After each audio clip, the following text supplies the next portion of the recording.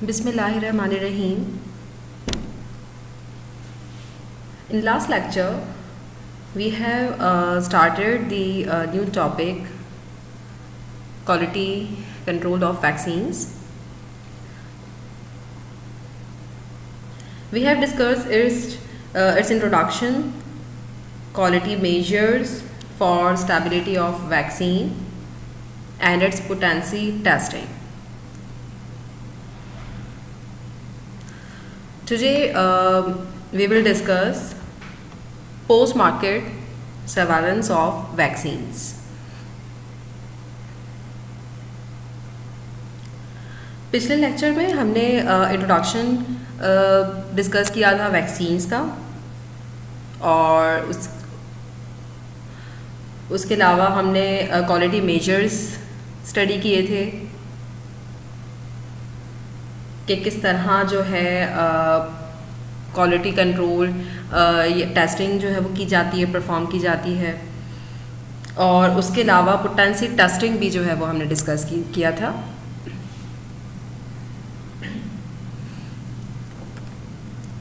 आज जो है उसी को फर्दर कंटिन्यू करते हैं, post market surveillance of vaccines.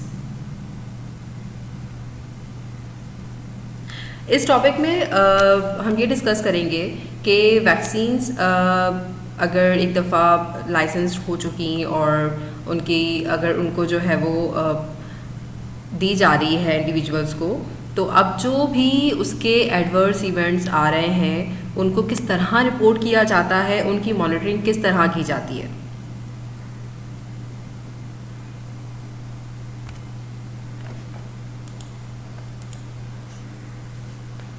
There are many different parts of the national vaccine monitoring system.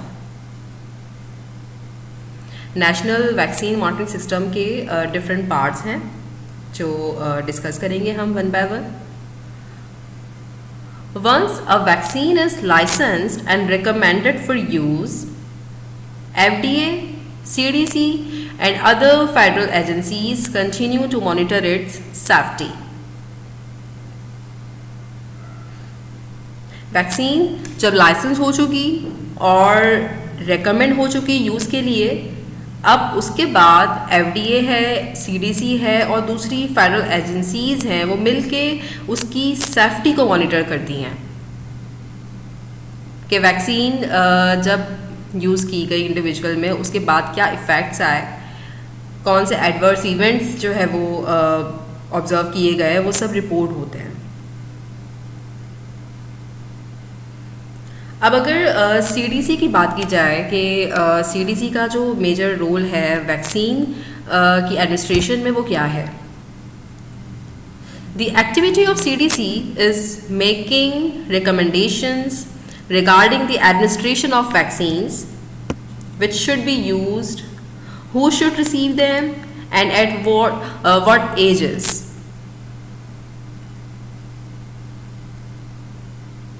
यहाँ पे जो CDC का रोल या फंक्शन है वैक्सीन के हवाले से, वो ये है कि कौन सी वैक्सीन देनी चाहिए, कौन वैक्सीन रिसीव करेगा और कौन सी एज में रिसीव करना है। जैसे रिकमेंडेशंस जो है वो प्रोवाइड करता है CDC वैक्सीन के हवाले से कि किस एज में कौन सी वैक्सीन रिकमेंड की गई और कौन सी यूज़ करनी चाहिए, कौन जो है इंडिविजुअल उनको रिसीव करेगा, एज ग्रुप क्या होगा।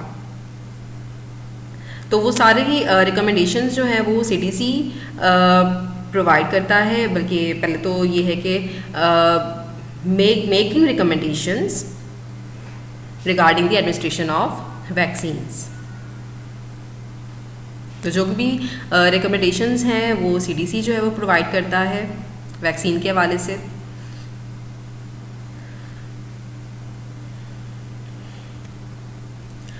The CDC carries out epidemiologic studies which are published as the Morbidity and Mortality Weekly Report। जैसे कि पहले तो हमने उसकी रिकमेंडेशंस के हवाले से डिस्कस किया कि किस तरह वो रिकमेंड करता है वैक्सीन्स को, किस एज ग्रुप में देनी है, कौन सी देनी है, किसको देनी है, किसको नहीं देनी है, कौन से लिमिटेशंस हैं, वो सारे रिकमेंडेशंस जो है वो CDC प्रोवाइड करता है। अब उसके अलावा वो एपिडेमियोलॉजिक स्टडीज़ भी जो है वो परफॉर्म की जाती है, जो पब्लिश होती हैं morbidity and mortality weekly report में, which are published as the morbidity and mortality weekly report. मतलब ये morbidity and mortality weekly report में जितनी भी स्टडीज़ होती हैं एपिडेमियोलॉजिक स्टडीज़ वो पब्लिश की जाती है। This publication provides statistics for specific disease in various parts of the United States and the world. अब जैसे स्टैटिस्टिक्स, जैसे आजकल कोरोना के हवाले से भी स्टैटिस्टिक्स जो है वो हम देखते हैं इन वेबसाइट्स पे, ये डिज़ीज़ के हवाले से, उसके स्प्रेड के हवाले से और उसके कंट्रोल के हवाले से, तो वो सारी रिपोर्टिंग होती है जो हम उनकी स्टैटिस्टिक्स जो है वो देख रहे होते हैं। तो इस पब्लिकेशन में बेसिकली स्टैटिस्टिक ही प्रोवाइड की जाती है पर्टिकुलर डिजीज़ की, चाहे वो यूनाइटेड स्टेट का जो है वो पार्ट हो या ऑल अराउंड द वर्ल्ड। तो जो भी स्टैटिस्टिक होती है वो इस पब्लिकेशन में प्रोवाइड की जाती है।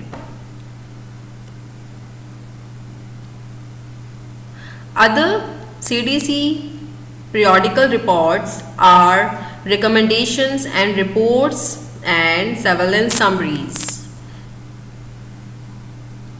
एक तो हमने morbidity and mortality weekly report देखा कि उसमें भी जो है वो पब्लिश होती हैं सारी इंफॉर्मेशन। उसके अलावा दूसरी जो रिपोर्ट है वो है recommendations and reports and surveillance summaries, which provide in-depth coverage of specific issues mainly related to infectious diseases। अब ये दूसरी रिपोर्ट है, periodical report, that is recommendations and reports and surveillance summaries। ये अब इस रिपोर्ट में जो है वो इन डेप्थ कवरेज होता है स्पेसिफिक इश्यूज का जो रिलेटेड होती हैं इन्फेक्शियस डिजीज में।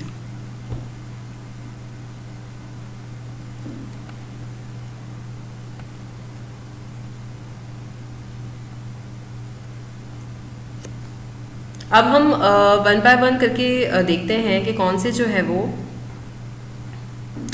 सिस्टम है ऐसे जिसमें रिपोर्टिंग की जाती है वैक्सीन के एडवर्स इवेंट के हवाले से।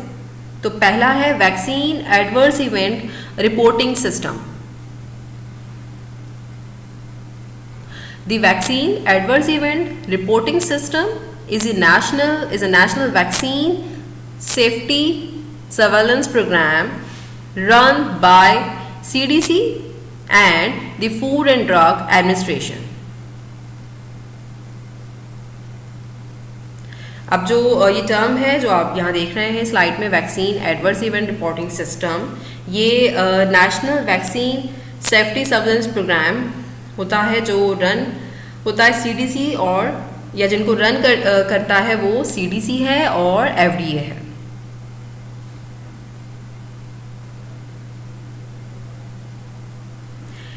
Adverse event reporting system is an early warning system managed by CDC and FDA that is designed to find possible vaccine safety issues। अब एडवर्स इवेंट रिपोर्टिंग सिस्टम, कोई adverse event आ रहा है, चाहे वो vaccine की वजह से है या कोई और रीज़न है, वो मॉनिटर करना बहुत ज़रूरी होता है कि जो भी इवेंट्स आए सबसे पहले तो रिपोर्ट किए जाते हैं और उनको मैनेज करता है CDC और FDA। और जितने पॉसिबल वैक्सीन सेफ्टी इश्यूज होते हैं वो भी ये CDC और FDA जो है वो फाइंड करता है।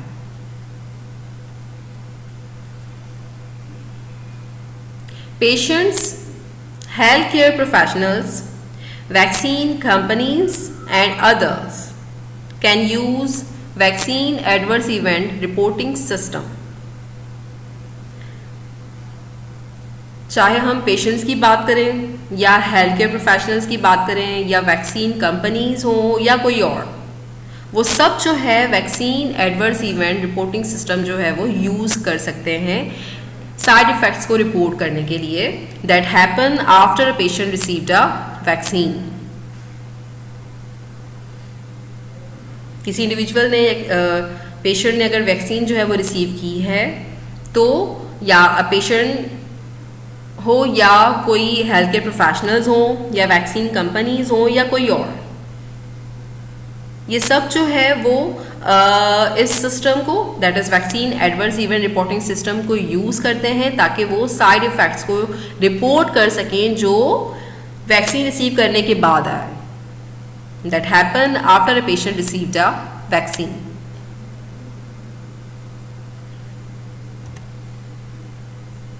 Some side effects might be related to vaccination, while others might be a coincidence that has happened by chance. अब यहाँ पे ये क्लियर करना बहुत ज़रूरी है कि ये सिस्टम जो था vaccine adverse event reporting system, उसमें तो साइड इफ़ेक्ट रिपोर्ट हो रहे हैं, ठीक है, लेकिन जो इम्पॉर्टेंट पॉइंट ये है कि वो साइड इफ़ेक्ट ज़रूरी नहीं है कि वो किसी वैक्सीन की वजह से ही आए, वो एक कोइंसिडेंस भी हो सकता है. ऐसा इसका हरगिज़ ये मतलब नहीं है कि अगर किसी पेशेंट ने वैक्सीन जो है वो रिसीव की है तो वो जो भी अब उसके साइड इफ़ेक्ट्स आए हैं तो वो उस वैक्सीन से रिलेटेड ही हों, तो ऐसा नहीं है. ये इसको मॉनिटर करना भी ज़रूरी है कि जो भी साइड इफ़ेक्ट्स आ रहे हैं वो कोइंसिडेंस है या उस वैक्सीन की वजह से जो है वो साइड इफ़ेक्ट्स ऑब्जर्व किए गए.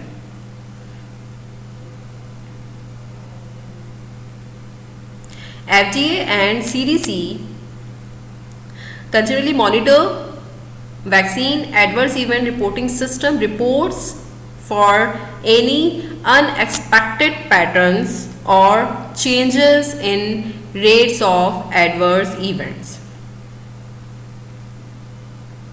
FDA है और CDC है वो कंटिन्यूसली मॉनिटर करता है vaccine adverse event reporting system की रिपोर्ट्स को. ज़ाहिर है रिपोर्ट किया जाता है सारे जितने भी साइड इफ़ेक्ट्स आए, कोई भी अनएक्सपेक्टेड पैटर्न है या रेट्स ऑफ एडवर्स इवेंट्स में चेंजेस आ रही हैं, तो उन सब को मॉनिटर करना वो FDA एंड CDC का फंक्शन है.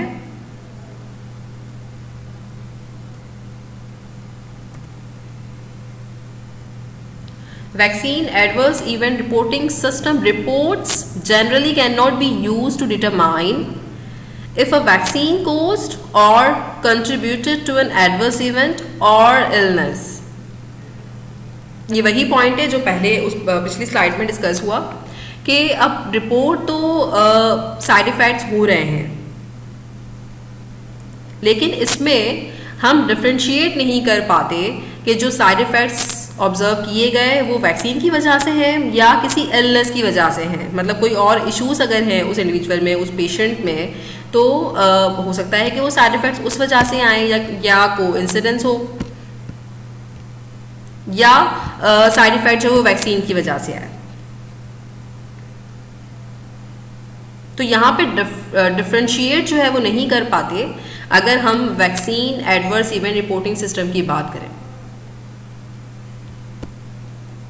Some events may occur coincidentally after the administration of a vaccine, while others may be, in fact, be caused by a vaccine.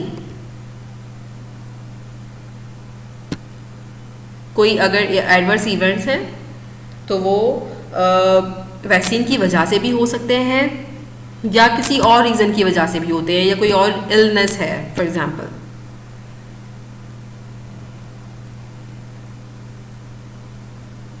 As a result, if a safety signal is found in vaccine adverse event reporting system, further studies can be conducted in safety system such as the CDC's Vaccine Safety Data Link or the Clinical Immunization Safety Assessment Project.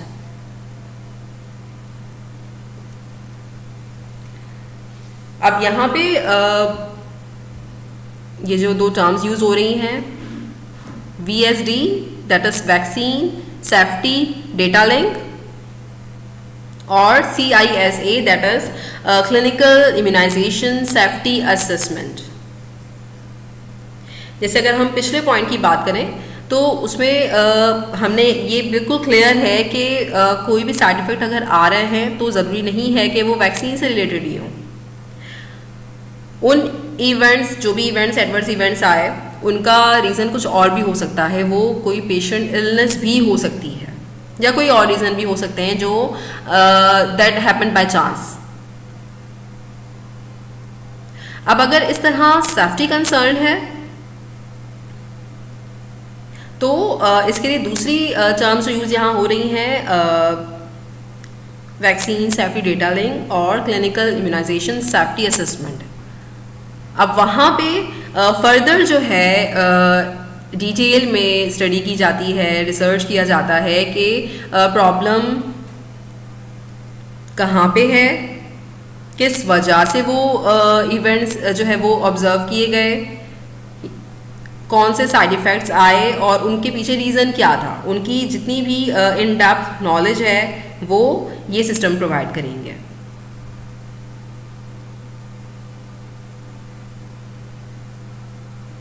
These systems do not have the same limitation as vaccine adverse event reporting system.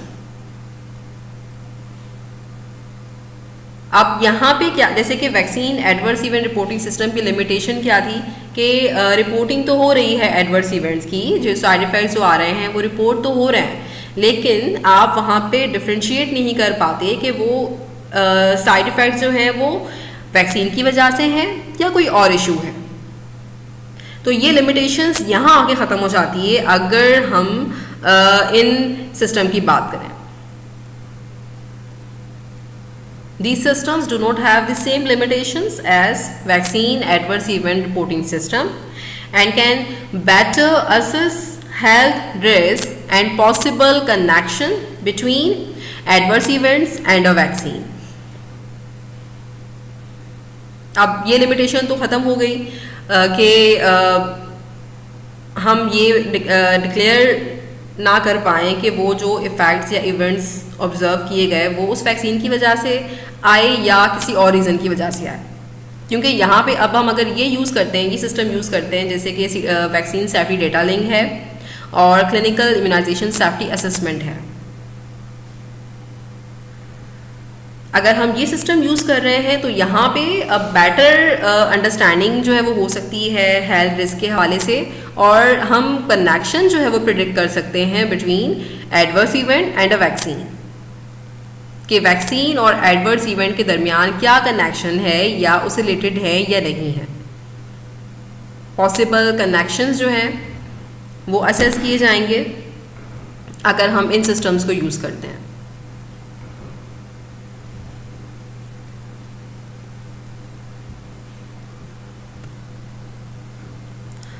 Now what is vaccine safety data link? Vaccine safety data link uses electronic health data from each participating site. अब जो ये vaccine safety data link है ये basically ये electronic health data को use करता है हर participating site में।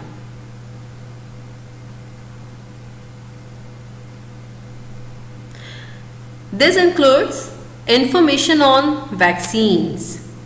अब जो भी ये डेटा यूज़ कर रहा है उस डेटा में क्या क्या मेंशन होगा। पहले इंफॉर्मेशन ऑन वैक्सीन्स, मतलब वैक्सीन्स की इंफॉर्मेशन गिवन होगी, the kind of vaccine given to each patient, कौन सी वैक्सीन की टाइप काइंड जो है वो दी गई उस पेशेंट को। उसके अलावा डेट ऑफ वैक्सीनेशन, किस डेट में दी गई वो vaccine and other vaccination given on the same day, या कोई और वैक्सीनेशन तो नहीं दी गई थी उसी दिन। तो ये सारा जो भी डेटा होगा वो उसको यूज़ करके जो है अपना फंक्शन जो है अभी अपना रोल जो है वो प्ले करेगा। This includes information on vaccines, the kind of vaccine given to each patient, date of vaccination and other vaccinations given on the same day.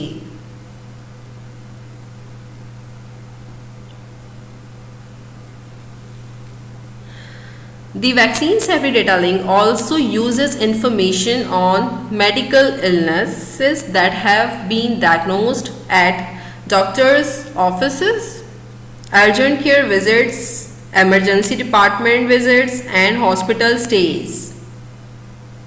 एक तो वैक्सीनेशन की इंफॉर्मेशन जो है वो प्रोवाइड की जाती है ताकि VSD जो वैक्सीन सेफ्टी डेटा लिंक है वो उसको यूज़ करके मॉनिटर करे। और उसके अलावा वैक्सीन के अलावा दूसरी जो इन्फॉर्मेशन है वो है मेडिकल इलनेसेस। वो मेडिकल इलनेस जो किसी डॉक्टर ने डायग्नोज किया या उस पेशेंट के अर्जेंट केयर विजिट्स कौन से रहे, एमरजेंसी डिपार्टमेंट विजिट्स कौन से रहे और हॉस्पिटल स्टेज कितने दिन तक जो है वो उस पेशेंट ने हॉस्पिटल में स्टे किया। तो ये इन्फॉर्मेशन भी यूज़ करते हुए वैक्सीन सेफ्टी डेटा लिंक जो है वो पॉसिबल कनेक्शन को प्रेडिक्ट करेगा कि उसके पीछे क्या रीज़न है, साइड इफ़ेक्ट्स जो आ रहे हैं वो वैक्सीन की वजह से आ रहे हैं या मेडिकल इलनेस की वजह से आ रहे हैं। तो ये सारी इन्फॉर्मेशन जब यूज़ होगी उसके बाद जो है वो प्रेडिक्ट किया जा सकता है कि what is the actual reason behind it.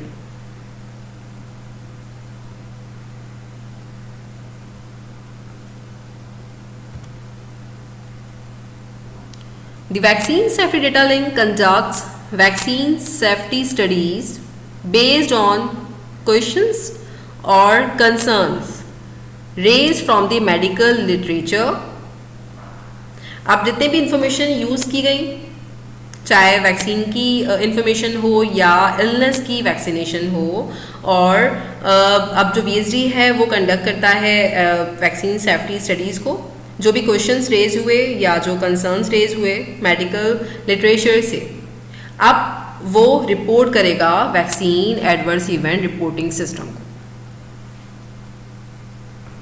तो the VSD, that is vaccine safety data link, conducts vaccine safety studies based on questions or concerns raised from the medical literature and report to the vaccine adverse event reporting system.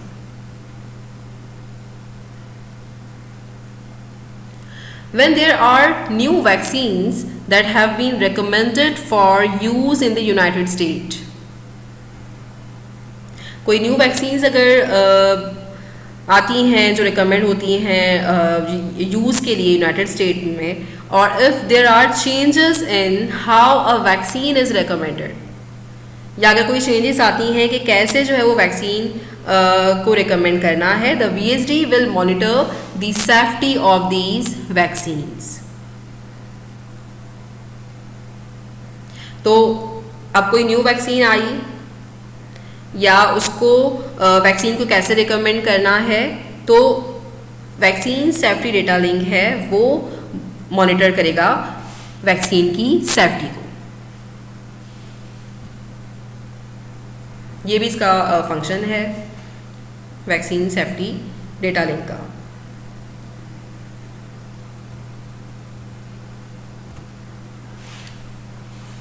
Now, clinical immunization safety assessment.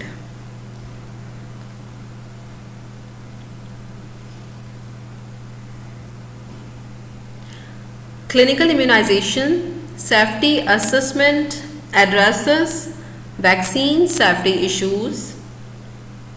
मतलब इनका भी जो function है वो ये है कि ये वैक्सीन सेफ्टी इश्यूज को एड्रेस करेगा। Conduct high quality clinical research. अब जो इस सिस्टम का जो रोल है क्लिनिकल इम्यूनाइजेशन सेफ्टी असेसमेंट का, ये कंडक्ट करता है high quality clinical research and assesses complex clinical adverse events following vaccination. अब जितने भी कॉम्प्लेक्स क्लिनिकल एडवर्स इवेंट आते हैं वैक्सीनेशन के यूज़ करने के बाद, तो उनको असेस करता है ये क्लिनिकल इम्यूनाइजेशन सेफ्टी असेसमेंट और कंडक्ट करता है हाई क्वालिटी रिसर्च को, हाई क्वालिटी क्लिनिकल रिसर्च को। जब भी वो असेस करता है complex clinical adverse events following vaccination.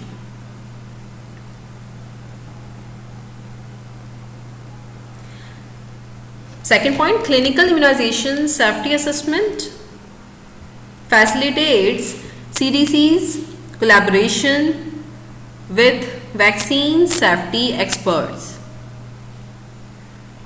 जैसे कि इनका जो मेजर फंक्शन है और मेजर रोल है वो यही है कि ये कंडक्ट करता है हाई क्वालिटी क्लिनिकल रिसर्च को और असेस करता है कॉम्प्लेक्स क्लिनिकल एडवर्स इवेंट्स को। तो उसके बाद जो है ये फैसिलिटेट करेगा, मतलब अब जो CDCs जो है वो कोलैबोरेट करेगा दूसरे वैक्सीन सेफ्टी एक्सपर्ट से at leading academic medical centres, जो लीड करते हैं एकेडमिक मेडिकल सेंटर्स को, and strengthens national capacity for vaccine safety monitoring,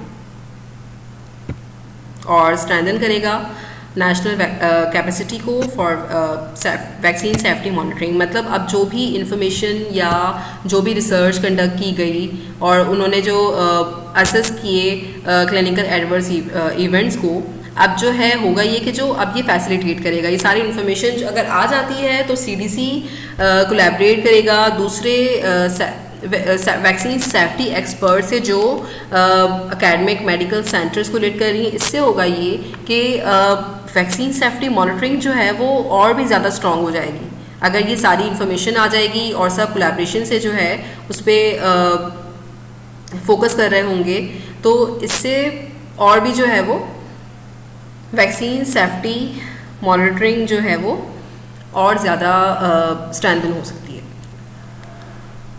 So clinical immunization safety assessment facilitates CDC's collaboration with vaccine safety experts at leading academic medical centers and strengthens national capacity for vaccine safety monitoring।